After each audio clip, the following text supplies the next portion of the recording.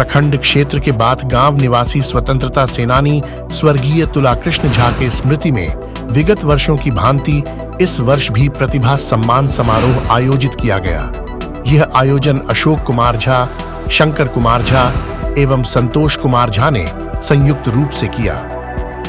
Matric परीक्षा 2024 में उत्कृष्ट अंकों से सफलता प्राप्त करने वाले गांव के छात्रों को मौके पर मेडल देकर सम्मानित किया गया।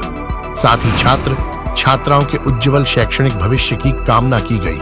मौके पर वक्ताओं ने स्वतंत्रता सेनानी तुलाकृष्ण झा के व्यक्तित्व और कृतित्व पर चर्चा की। लोगों ने कहा कि बाबू तुलाकृष्ण झा का शिक्षा के प्रति काफी लगाव था।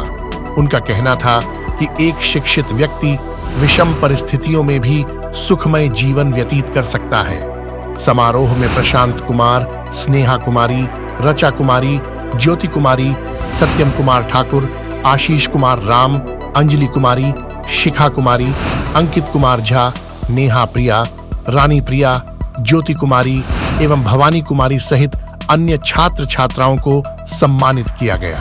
गौड़ी शंकर झा के संचालन में आयोजित कार्यक्रम में दीपक कुमार झा, मोहन झा, सुरेंद्र ठाकुर, राधेश्याम झा, राजू कुमार झा, मनोज कुमार झा, नीरज ठाकुर, मुन्नी झा सहित अन्य लोग उपस्थित थे।